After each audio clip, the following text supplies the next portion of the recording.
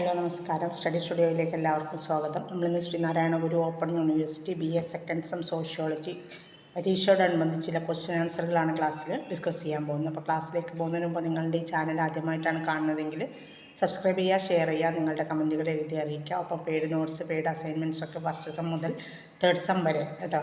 ഏതെങ്കിലും വിവിധ സബ്ജക്റ്റുകളുണ്ട്, sociology, history ഒന്നും മാത്രമല്ല, പല സബ്ജക്റ്റുകളുടേതുകൊണ്ട് നോട്ട്സ് ആയാലും അസൈൻമെൻറ്റ്സ് ഒക്കെ ആയാലും അതൊക്കെ ആവശ്യമുള്ളവരുണ്ടെങ്കിൽ മുൻ വീഡിയോസിൽ വാട്സപ്പ് നമ്പർ കൊടുത്തിട്ടുണ്ട്. അപ്പോൾ ആ നമ്പറിൽ ബന്ധപ്പെടുകയാണെങ്കിൽ ഡീറ്റെയിൽസ് തരാം.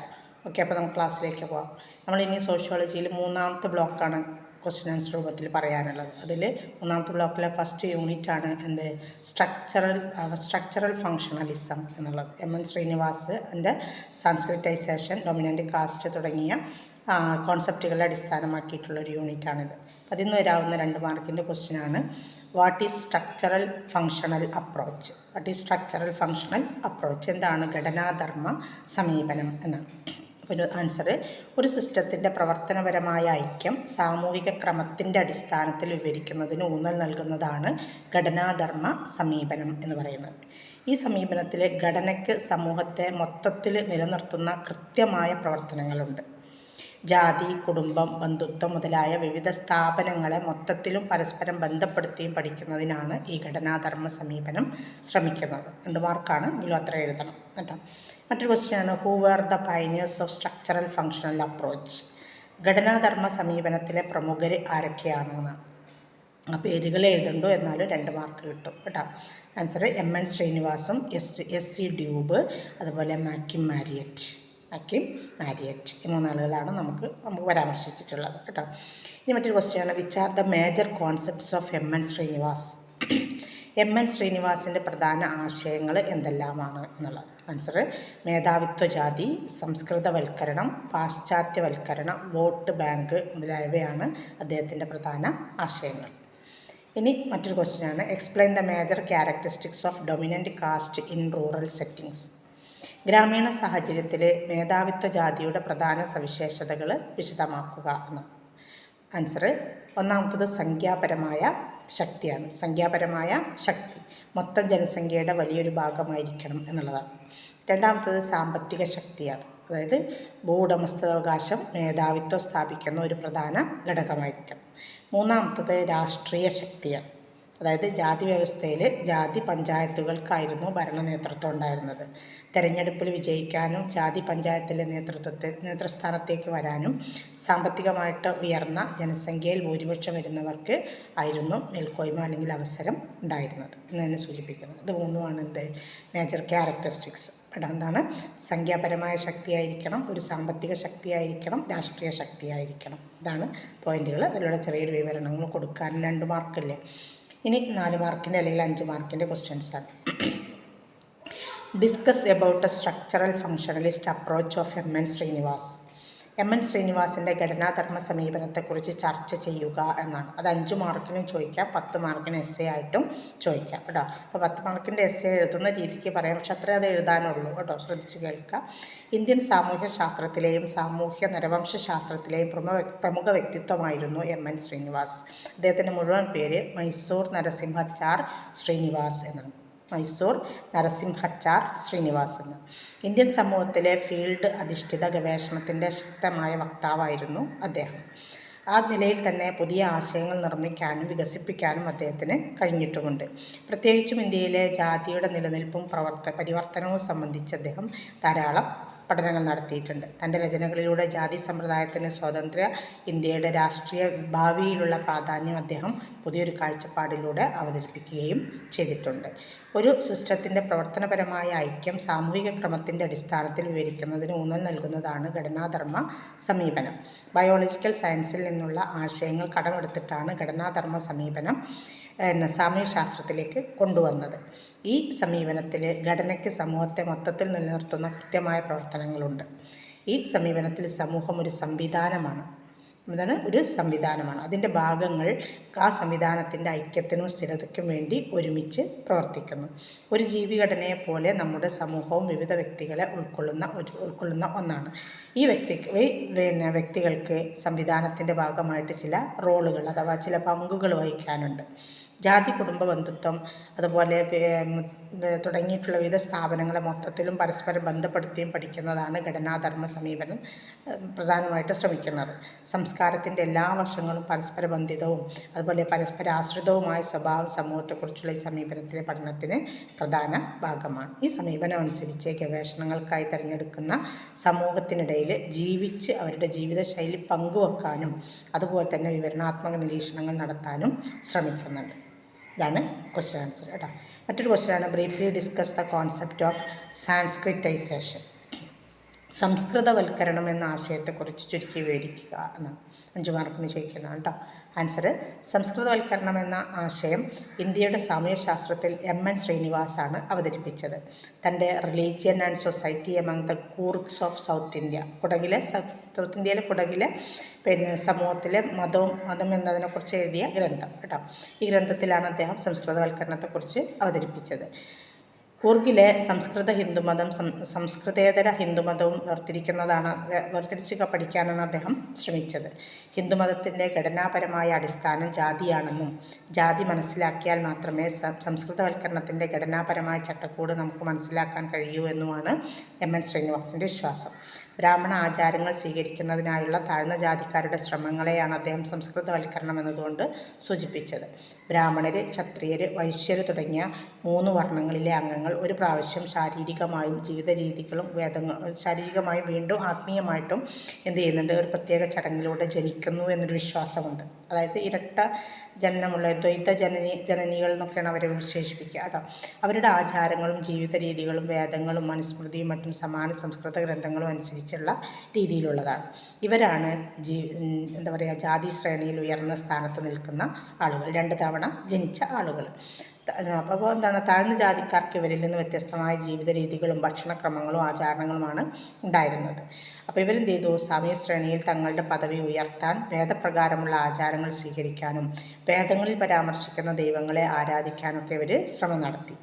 ഉന്നത ജാതിക്കാരും സാംസ്കാരിക രീതികൾ, അതായത് ഉന്നത ജാതിക്കാരുടെ എന്തെല്ലാം സാംസ്കാരിക രീതികളുണ്ടോ അതെല്ലാം അതേപോലെ അനുകരിക്കുന്നതിന് താഴ്ന്ന ജാതിക്കാർ കാണിച്ച പരിശ്രമങ്ങളാണ് എം.എൻ. ശ്രീനിവാസ് എന്തെന്ന് വിശേഷിപ്പിച്ചത്, സംസ്കൃതവൽക്കരണം എന്ന് വിശേഷിപ്പിച്ചത്. അതായത് സാമൂഹ്യ പദവിയിൽ ഏറ്റവും ഉയർന്ന സ്ഥാനത്ത് നിന്നിരുന്ന ബ്രാഹ്മണരുടെ ജീവിതം മാതൃകയാക്കി തങ്ങളുടെ സാമൂഹിക പദവി ഉയർത്താൻ താഴ്ന്ന ജാതിക്കാരുടെ ഒരു ശ്രമം, അതാണെന്ത്, സംസ്കൃതവൽക്കരണം. ജാതി ശ്രേണിയിൽ ഉയർന്ന സ്ഥാനങ്ങളിൽ എത്തിച്ചേരാനുള്ള താഴ്ന്ന ജാതിക്കാരുടെ പരിശ്രമം എന്ന് നമുക്ക് വേണമെങ്കിൽ അതിനെ ചുരുക്കിയിട്ട് പറയാം.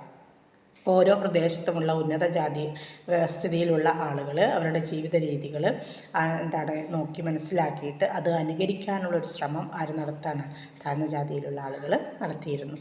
അതുപോലെ ആചാരങ്ങൾക്ക് പുറമെ ധർമ്മം, നമ്മൾ പറഞ്ഞില്ല അവരുടെ ആചാരങ്ങൾ പകർത്തലാണ്, അതിന് പുറമെ ധർമ്മം, കർമ്മം, പാപം, പുണ്യം, മോക്ഷം തുടങ്ങിയ ചില പദങ്ങളും അവരനുകരിക്കാൻ വേണ്ടിയിട്ട് ശ്രമിച്ചിരുന്നു. വിശുദ്ധ ഗ്രന്ഥങ്ങൾ എഴുതപ്പെട്ടത് സംസ്കൃത ഭാഷയിലായതുകൊണ്ട് ഈ വാക്കുകളും വിശുദ്ധമാണെന്ന ധാരണയാണ് അത് ഉപയോഗിക്കാൻ സാധാരണക്കാരെ പ്രേരിപ്പിച്ചത്.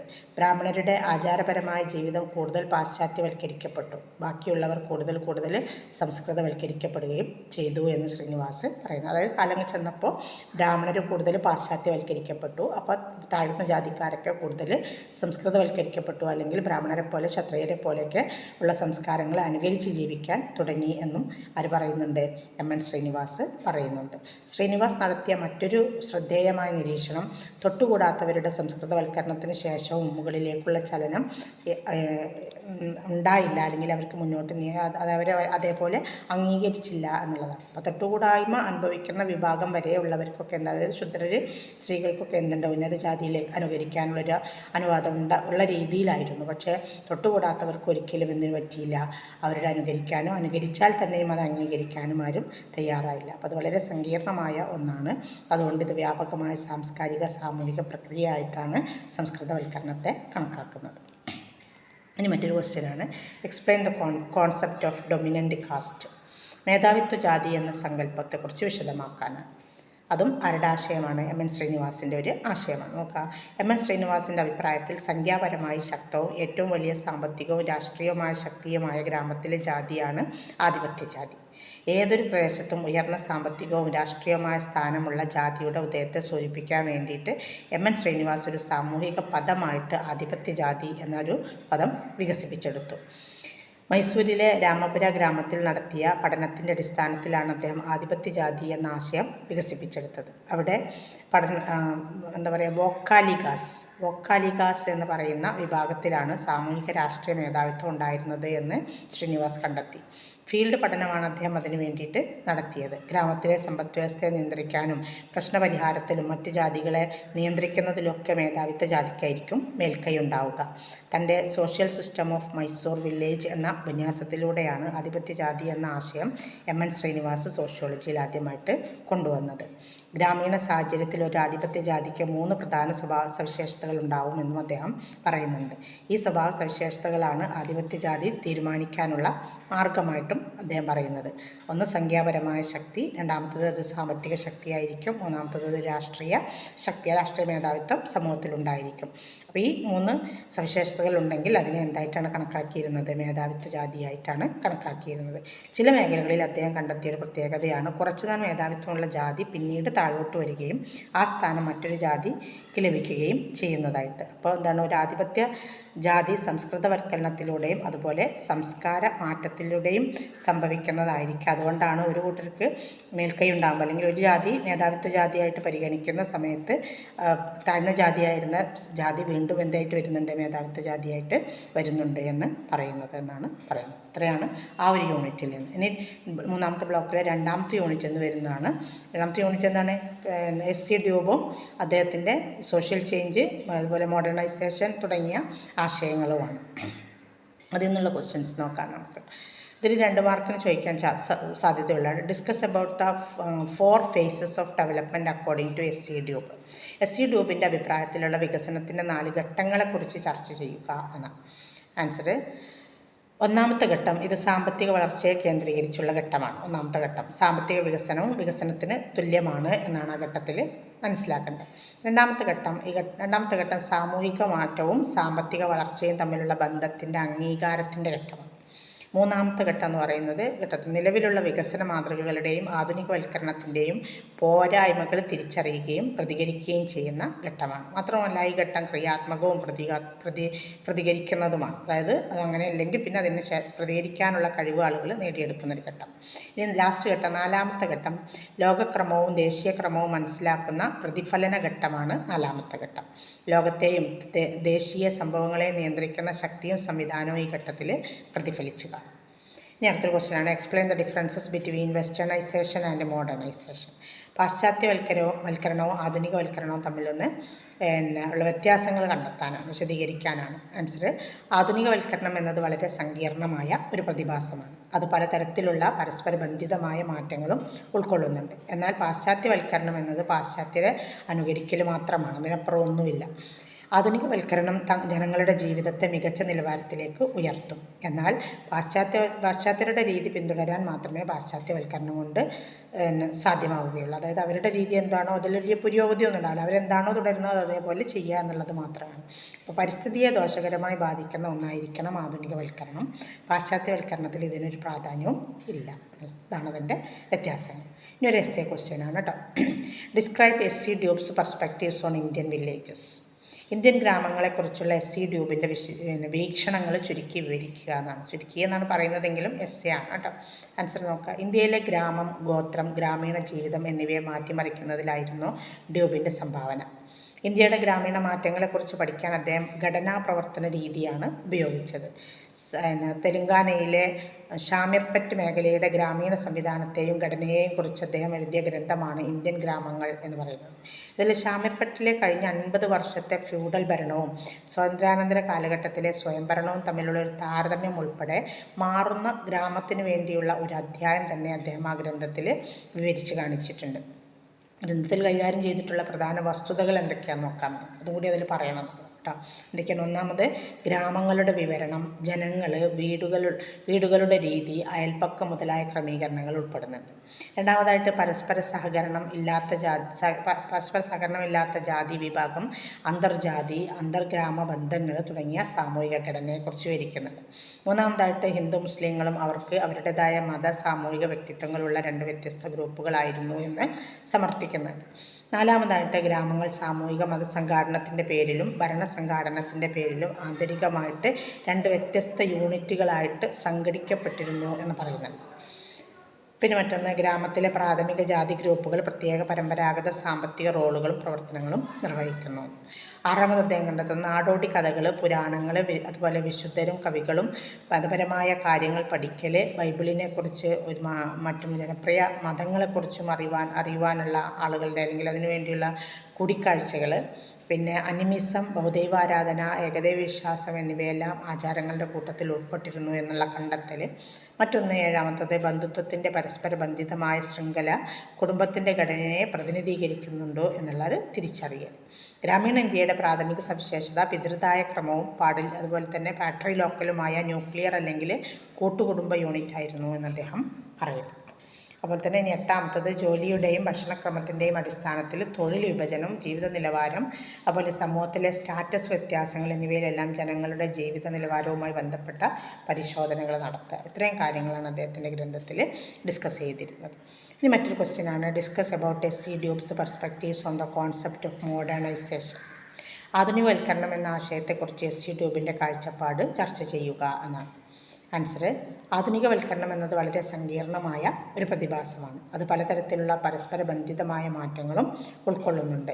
ഇന്ത്യയുടെ ആധുനികവൽക്കരണത്തെക്കുറിച്ച് വിവരിക്കുന്ന എസ്.സി. ഡ്യൂബിൻ്റെ പ്രധാന കൃതിയാണ് സമകാലിക ഇന്ത്യയും അതിൻ്റെ ആധുനികവൽക്കരണം, contemporary India and its modernization എന്നാണ്. ഈ ഗ്രന്ഥത്തിൽ ഇന്ത്യയുടെ നവീകരണത്തിനുള്ള ചട്ടക്കൂട് പാലിക്കേണ്ട മാനദണ്ഡങ്ങളെക്കുറിച്ച് എസ്.സി. ഡ്യൂബ് പറയുന്നുണ്ട്. അപ്പോൾ ഏതൊക്കെയാണ് പ്രധാന മാനദണ്ഡങ്ങൾ നോക്കുക. അതിൽ പറയാം 4 മാനദണ്ഡങ്ങൾ പ്രധാനമായിട്ടുണ്ട്. ഒന്നാമത്തത്, ബോധപൂർവം ആസൂത്രണം ചെയ്ത പ്രാദേശിക വംശീയ ഗ്രൂപ്പുകൾ തമ്മിലുള്ള പരസ്പരാശ്രിതത്വം. രണ്ടാമത്തത്, സാമൂഹിക നിയന്ത്രണവും സാമൂഹിക അച്ചടക്കവും. മൂന്നാമത്തത്, വൈദഗ്ധ്യത്തോടുള്ള നയരൂപീകരണവും നയം നടപ്പാക്കലും. അതായത് വിദഗ്ധമായ കഴിവുള്ള ആളുകളായിരിക്കണം നയം രൂപീകരിക്കേണ്ടതും അത് നടപ്പിലാക്കേണ്ടതും എന്നാണ്. നാലാമത്തത്, മികച്ച പ്രകടനത്തിന് പ്രതിഫലം നൽകുകയും തൽഫലമായൊരു റിവാർഡ് സംവിധാനത്തിലൂടെ കാര്യക്ഷമത ഇല്ലായ്മയും അഴിമതിയും നിയന്ത്രിക്കാനും ശ്രമിക്കുക എന്നുള്ളതാണ്. അപ്പോൾ ആധുനികവൽക്കരണത്തിൻ്റെ പേരിൽ സംഭവിക്കുന്നത് പാശ്ചാത്യവൽക്കരണമാണ് എന്നൊരു വാദമാണ് ഡ്യൂബ് പറയുന്നത്. ഈ പാശ്ചാത്യവൽക്കരണം വെറും പാശ്ചാത്യവൽക്കരിക്കൽ മാത്രമാണ് എന്നും അദ്ദേഹം സൂചിപ്പിക്കുന്നുണ്ട്. ബ്യൂറോക്രസി, നേതൃത്വം, വിദ്യാഭ്യാസം, ആസൂത്രണം, മതേതരത്വം എന്നിവയെക്കുറിച്ചുള്ള അദ്ദേഹത്തിൻ്റെ ചർച്ചകൾ കേവലം സാമ്പത്തിക വളർച്ചയെ മാത്രം കേന്ദ്രീകരിക്കുന്നതിന് പകരം ജനങ്ങളുടെ ജീവിതം തന്നെ മികച്ച നിലവാരത്തിലേക്ക് ഉയർത്തുന്ന ആധുനികവൽക്കരണം സാധ്യമാക്കാനുള്ള നിർദ്ദേശങ്ങളാണ് ഉൾക്കൊണ്ടിരുന്നത്. സംസ്കാരം, പരിസ്ഥിതി സംരക്ഷണം എന്നിവ പരിഗണിക്കുന്ന ആധുനികവൽക്കരണത്തിന് അദ്ദേഹം ആവശ്യപ്പെടുന്നുണ്ട്. ആധുനികവൽക്കരണ പദ്ധതി എല്ലാവരുടെയും ജീവിത നിലവാരം മെച്ചപ്പെടുത്തുന്നതിനുള്ള മെച്ചപ്പെട്ട മാർഗം ആസൂത്രണം ചെയ്യാനായിട്ട് നിലവിലുള്ള സംസ്കാരം മനസ്സിലാക്കുന്ന ഒന്നായിരിക്കണം എന്നും അദ്ദേഹം പറയുന്നുണ്ട്. അടിസ്ഥാന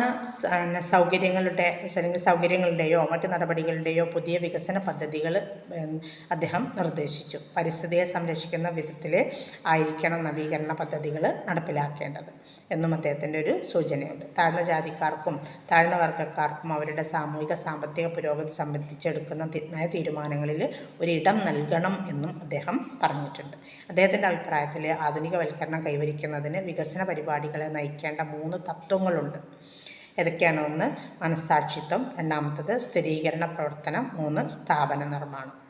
ഇതാണ് 3 തത്വങ്ങൾ അദ്ദേഹം കാണുന്നത്. രാജ്യത്തിൻ്റെ മൊത്തത്തിലുള്ള സാമ്പത്തിക വളർച്ചയേക്കാൾ എല്ലാവർക്കും സാമ്പത്തിക വളർച്ച പ്രദാനം ചെയ്യുന്ന ഒരു വികസനത്തിന് വേണ്ടിയുള്ള അദ്ദേഹത്തിൻ്റെ ആഗ്രഹമാണ് ഒരു ബദൽ മാതൃകയ്ക്ക് വേണ്ടിയുള്ള അദ്ദേഹത്തിൻ്റെ ഈ നിർദ്ദേശങ്ങൾ. ഇത്രയും അതിൽ ആൻസറായിട്ട് കൊടുക്കണം കേട്ടോ. മറ്റൊന്നാണ്, narrate the social change taken place in the socio religious aspects of post independent India. സ്വതന്ത്ര ഇന്ത്യയുടെ സാമൂഹിക മതപരമായ വശങ്ങളിൽ സംഭവിച്ച സാമൂഹിക മാറ്റങ്ങൾ വിവരിക്കുക എന്നാണ്. ആൻസർ ഹൈദരാബാദ് നൈസാമിൻ്റെ ഭരണം അവസാനിച്ചതോട് കൂടിയിട്ട് മുസ്ലിം മേധാവിത്വത്തിൻ്റെ ഇടിവ്, അതുപോലെ നിർബന്ധിത തൊഴിൽ നിരോധനം, സർക്കാർ ഉദ്യോഗങ്ങളിൽ നിന്ന് നിർബന്ധിത പിരിച്ചെടുക്കൽ, ഫ്യൂഡൽ എസ്റ്റേറ്റ് നിർത്തലാക്കൽ, തീവ്രമായ ക്ഷേമരാഷ്ട്ര നിർമ്മാണ പ്രവർത്തനങ്ങൾ, രാഷ്ട്രീയ പ്രവർത്തനങ്ങൾ, പൊതു തെരഞ്ഞെടുപ്പ് എന്നിവ സ്വാതന്ത്ര്യാനന്തരം ഡ്യൂബ് അദ്ദേഹം നിരീക്ഷിക്കുന്ന ചില സാമൂഹിക മാറ്റങ്ങളാണ്. ഈ മാറ്റങ്ങളുടെ പ്രചോദനവും നവീകരണവും അദ്ദേഹം പരിശോധിച്ചു. തൊട്ടുകൂടായ്മ നിർമ്മാർജ്ജനം, സ്വാതന്ത്ര്യാനന്തര നടപടികൾ തുടങ്ങിയ നിയമ നടപടികളിലൂടെ ഭരണകൂടത്തിൻ്റെ നിർബന്ധത്തിൽ ഗ്രാമങ്ങളിൽ ചെറിയ മാറ്റങ്ങൾ ഉണ്ടാക്കാൻ കഴിഞ്ഞിട്ടുണ്ട്. യൂട്ടിലിറ്റി, സൗകര്യം, അതുപോലെ ലഭ്യത എന്നീ ഘടകങ്ങൾ കൂടുതൽ സ്വാധീനം ചെലുത്തിയിട്ടുണ്ട്.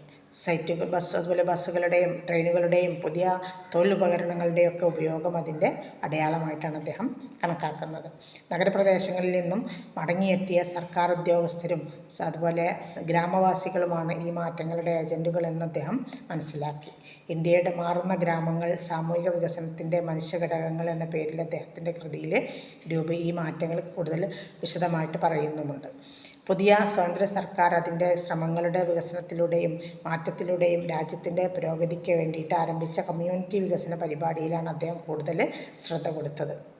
സർക്കാർ നടപ്പിലാക്കിയ നയങ്ങളിൽ ചിലതിന് നല്ല വിജയം കിട്ടിയെങ്കിലും പക്ഷേ മറ്റു ചില പദ്ധതികൾ ഉദ്ദേശിച്ച പ്രതികരണം പോലും ലഭിക്കാതെ തകർന്നു പോയിട്ടുണ്ട്.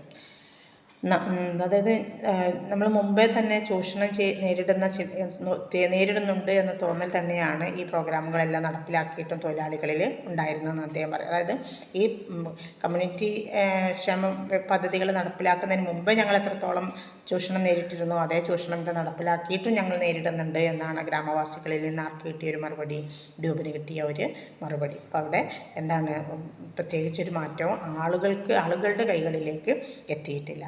ആസൂത്രണ സമിതി രൂപം നൽകിയ വികസന പരിപാടികൾ പ്രത്യേക ഗ്രാമത്തിൻ്റെ ആവശ്യത്തിനനുസരിച്ച് ഫീൽഡ് ഏജൻറ്റുമാർ പരിഷ്കരിക്കുക ചെയ്തത്. അവർ പാലിക്കേണ്ട സമയവും അത് പാലിക്കാൻ അവർക്ക് കഴിഞ്ഞില്ല. അതുകൊണ്ട് തന്നെ പദ്ധതികൾ പരാജയമായിരുന്നു. ഇതിനു പുറമെ പദ്ധതി പരാജയത്തിനുള്ള മറ്റൊരു കാരണമായിരുന്നു സാംസ്കാരിക ഘടകം. ഇന്ത്യയുടെ മിക്ക ഭാഗങ്ങളിലും താഴ്ന്ന ജാതിക്കാർ വിശ്വസിച്ചിരുന്നത് വായനയും എഴുത്തും തങ്ങളെ ഉദ്ദേശിച്ചുള്ളതല്ല എന്നതാണ്. അതൊക്കെ ആർക്ക് വേണ്ടിയുള്ളതാ?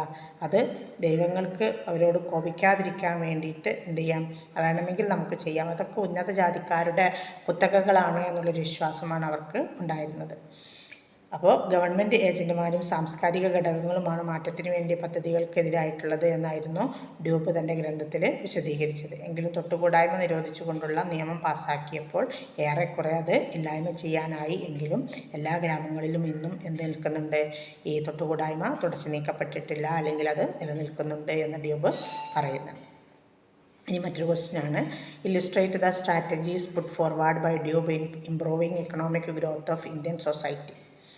ഇന്ത്യൻ സമൂഹത്തിൻ്റെ സാമ്പത്തിക വളർച്ച മെച്ചപ്പെടുത്തുന്നതിന് ഡ്യൂബ് മുന്നോട്ട് വെച്ച തന്ത്രങ്ങൾ വിശദീകരിക്കുക എന്നാണ്. അതും എസ്സേ ആയിട്ട് ചോദിക്കാനുള്ള സാധ്യതയുണ്ട് കേട്ടോ.